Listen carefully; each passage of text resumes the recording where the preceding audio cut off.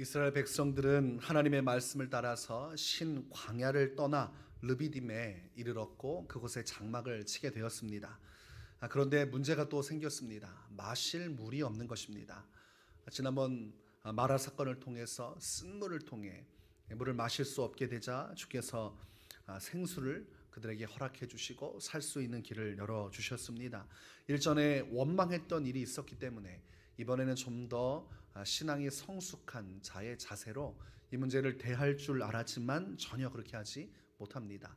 똑같은 환경이 오고 어려운 일이 발생하니까 이들은 더 한술 더 떠서 하나님 앞에서 원망하고 대드는 일을 행하고 있습니다. 하나님에 대한 원망이 누군가에게는 표출이 되는데 그것이 바로 모세에게 쏟아지고 있는 것을 볼 수가 있습니다. 3절에 기록을 하기를 거기서 백성이 목이 말라 물을 찾으매 그들이 모세에게 대하여 원망하여 이르되 당신이 어찌하여 우리를 애굽에서 인도해 내어서 우리와 우리 자녀와 우리 가축이 목말라 죽게 하느냐, 이렇게 원망을 하고 있습니다.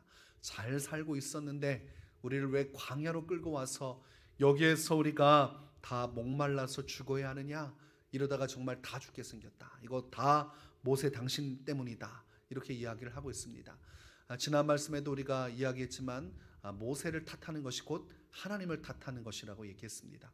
왜냐하면 모세는 시키는 대로 하고 있기 때문입니다. 하나님에 대한 원망을 하고 있고 이들의 원망이 너무 커져서 모세는 생명의 위협까지 느끼게 되었습니다. 4절에 보니까 모세가 여호와께 부르짖어 이르되 내가 이 백성에게 어떻게 하리이까? 그들이 조금 있으면 내게 돌을 던지겠나이다. 사태를 보니까 사람들의 원망이 점점 커지고 있고 군중들의 심리가 이것이 폭력 사태로 바뀔 우려가 있었습니다. 가만히 있다가는 저들이 자기를 끌고 가서 회중 앞에서 돌을 쳐서 죽이고도 남을 것 같은 위협을 느낀 겁니다. 그러니까 모세가 착각을 한 것이 아니라 그만큼 이 상황이 좋지 않았습니다.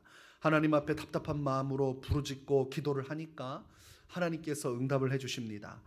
모세에게 이스라엘 장로들을 데리고 호렙산에 있는 반석 위로 가라. 그리고 너의 지팡이 그 나일강을 향하여 네가 뻗어냈던 그 지팡이를 가지고 반석을 치면 그곳에서 물이 솟아나게 될 것이다.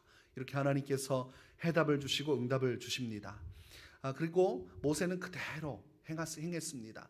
오늘 본문에는 물이 솟아났다라는 기록까지는 나와 있지 않지만 다른 성경의 내용을 통해서 반석을 치니 물이 솟아났다는 것을 우리는 알 수 있습니다. 그리고 그 모든 사태를 경험하고 나서 모세가 그곳을 바로 마사 또는 무리바라고 불렀습니다. 자신이 겪은 일들을 통해서 그곳에 있었던 것들을 정리했는데 마사요 무리바다. 이 마사라는 것은 시험이란 뜻이고 무리바는 다툼이라는 것입니다. 무리바 곧 다툼이라고 부른 것은 이스라엘 백성들이 하나님에 대하여 사람과 싸우듯이 하나님께 대항했다. 모세를 향한 대항이 곧 하나님에 대한 것이니 이들이 이곳에서 원망하여 주님과 다투었음을 그렇게 표현을 하고 있는 것입니다. 또한 마사 곧 시험이라고 부른 이유는 이들이 하나님을 의심했다는 것입니다. 야, 물도 없고 아무것도 없는데 하나님 없이 우리만 이 광야에 남겨진 것이 아니냐, 하나님이 과연 우리 무리 가운데 계신 것이 맞느냐, 이렇게 하나님을 시험하는 생각을 했기 때문에 그것을 마사라고 표현을 합니다. 물이 없다는 환경적 어려움이 닥치니까, 극심한 위기가 닥치니까 이들의 마음속에 숨겨져 있던 신앙들이 마구마구 표출되기 시작합니다. 하나님에 대해서 대적하고 있고 하나님에 대해서 원망하면서 의심하는 이 불신의 모습들이 그대로 드러나고 있습니다. 우리가 군생활하면서 흔히들 말하는 것이 사람의 밑바닥까지 볼 수 있는 곳이 군대다, 이런 이야기를 합니다. 사회생활하면서 서로 간에 거리를 두고 그러면서 자기의 모습을 감추기 때문에 좋은 모습만 보지만 군대에 가면 같이 먹고 자고 생활을 합니다. 그러면서 숨겨졌던 이 약점들이 드러나게 되죠. 첫 번째는 자신이 놀라고 자신이 군대에서 있었던 이야기들, 부족했던 점들을 지인들에게 얘기하면 지인들도 그 얘기를 듣고 놀랍니다. 그렇게까지 어리숙하지 않았던 것 같은데 왜 그랬을까, 이런 생각을 하게 되는 것이죠. 제가 아는 지인은 군대에서 자기 자신에 대해서 충격을 받은 것이 두 가지 사건이 있었는데, 첫 번째가 화생방 훈련을 받을 때 자기는 평상시 화생방 훈련 받으면 최고로 잘 받을 줄 알았는데 정작 훈련을 받고 보니까 그 훈련받던 기수 중에서 자기만 밖으로 뛰쳐나갔다는 겁니다. 견디질 못해서 창문을 흔들고 나중에는 조교를 몸으로 들이받고 뛰쳐나간 얘기를 하는 겁니다. 그때 밖에 나가서 눈물 콧물이 범벅이 된 채로 충격을 받았다는 거예요. 내가 이거밖에 안 되는구나. 내가 흔히 말하는 고문관이 아닌가 이런 생각을 했다는 겁니다. 그리고 마음속에 겨우 추스리고 내무반으로 갔는데 그리고 나중에 총기 분해 조립을 하면서 서로 간에 이 경기를 하는데 나중에 보니까 내무반에서 자기가 꼴찌라는 거예요. 자기가 굉장히 능력 있는 사람인 줄 알았는데 아니 군대에 갔더니 자기가 꼴찌고 하는 것마다 이상하다는 걸 본 겁니다. 그러니까 자기도 충격을 받고 그 이야기를 들으면서 저도 충격을 좀 받았습니다. 자기 안에 숨겨져 있던 본성들 또는 이것뿐만이 아니라 능력의 문제뿐만이 아니라 이 환경을 대하는 자기의 자세, 마음가짐 이런 것들이 그대로 어려운 환경에 처하면 다 드러나게 되어 있습니다. 이 밑바닥까지 드러나니 이 군생활을 회고하고 싶지 않은 사람들이 참 많습니다. 그때 자신의 연약함을 생각할수록 마음이 상하기 때문입니다. 오늘 이 광야에서의 생활이 꼭 그러합니다. 이스라엘 백성들에게 물이 없고 고기가 없고 먹을 양식이 없고 이런 것들이 자꾸 제때에 주어지지 않는 것 같으니까 그들 안에 있는 약점들이 드러나기 시작하는 것입니다. 감추었던 그들의 영적인 실체들, 믿음의 연약함들이 그대로 수면 위에 올라온 것이죠. 그것을 대표적으로 보여주는 것이 오늘 이 마사 무리바 사건이라고 할 수가 있겠습니다. 우리가 더러운 물을 가만히 내버려 두면 겉으로는 잘 모를 수가 있어요. 그러나 젓가락을 가지고 휘저어보면 밑에 가라앉아 있던 오물들이 들어 올라옵니다. 이 어려운 극악한 환경이 이스라엘 백성들을 휘젓는 것입니다. 그러니까 그들의 영적인 실체들, 오물들이 올라오면서 하나님에 대해서 다툼과 원망과 시험을 하는 것들이 그대로 보여지는 것이죠. 이들은 이 어려운 환경 속에서 이것들이 드러났을 때 회개하는 기회를 삼았어야 하고 이 자신의 약점을 보면서 그것을 보완하고자 하는 노력을 했어야 합니다. 그러니까 마라에서 하나님 앞에 원망하고 그 앞에서 죄를 지었던 사건을 그들이 마음속에 기억을 한다면 그것을 덮어둘 것이 아니라 회개를 했어야 하고 다시는 그렇게 하지 말아야겠구나. 그리고 오늘 이 르비딤에서는 이곳에서 물이 없을 때는 다른 행동을 했어야 합니다. 그러나 그들은 약점을 회복하지 못하고 은혜를 하나님 앞에 받아서 이 문제를 회개하고 이 문제로부터 자유로워지는 길을 선택하지 아니하였음을 알 수 있습니다. 문제는 문제고 이것을 대처하는 내 자신의 모습은 그대로 변하지 않고 요동하지 않습니다.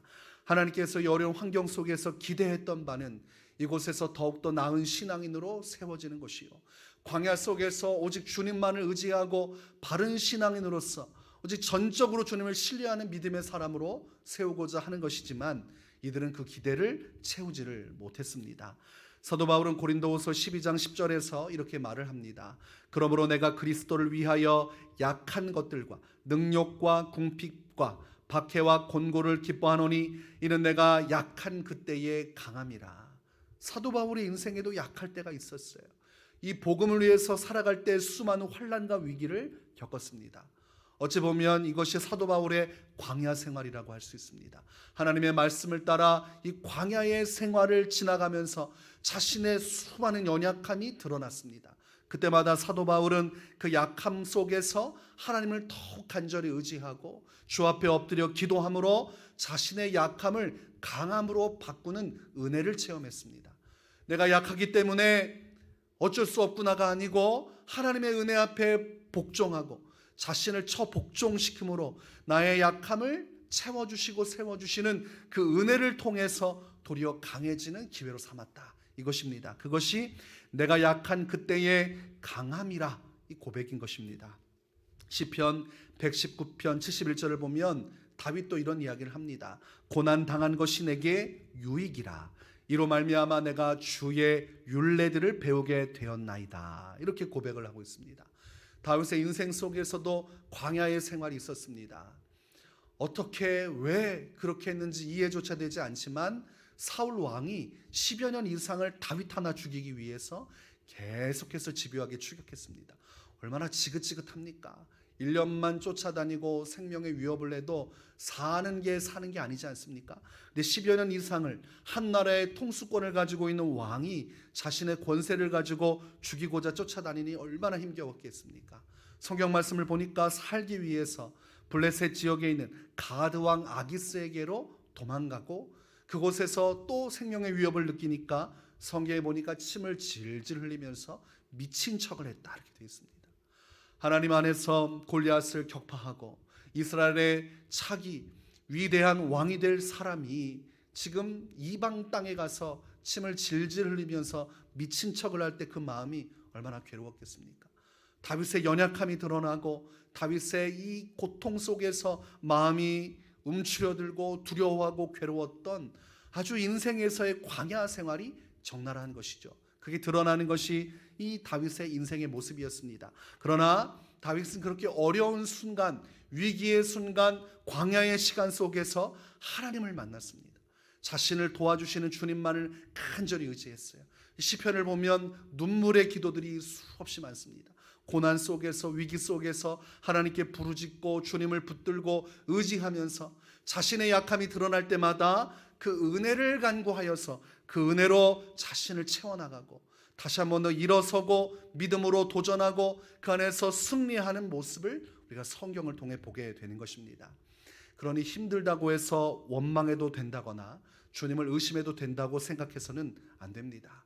똑같은 광야 생활이라도 누군가에게는 이렇게 주님을 시험하고 원망하는 하나님 앞에서의 맞사와 무리바 그런 삶이 될 수도 있지만 또는 누군가에게는 약할 때의 강함을 주시는 하나님을 만나는 기회가 될 수도 있는 것입니다. 오늘 우리 인생 가운데 어려움이 많지만 우리가 하나님 안에서 이 어려운 광야 생활 전적으로 주님만을 의지할 수 있는 기회로 삼기를 원합니다. 내 약함이 드러나서 마음이 아프지만 내가 이것밖에 안 된다는 것에 실망스럽지만 그럴 때일수록 하나님을 바라보고 주님 앞에 엎드려 기도하면 주님은 그 약함 속에서 강하게 만들어주시는 은혜를 부어주십니다. 그 속에서 우리는 주님을 만나게 되고 주의 영광을 체험하게 될 것입니다. 오늘도 약할 때 강함 주시는 주님 그 은혜 가운데 더 가까이 나아가는 우리의 삶이 되기를 주의 이름으로 축원합니다.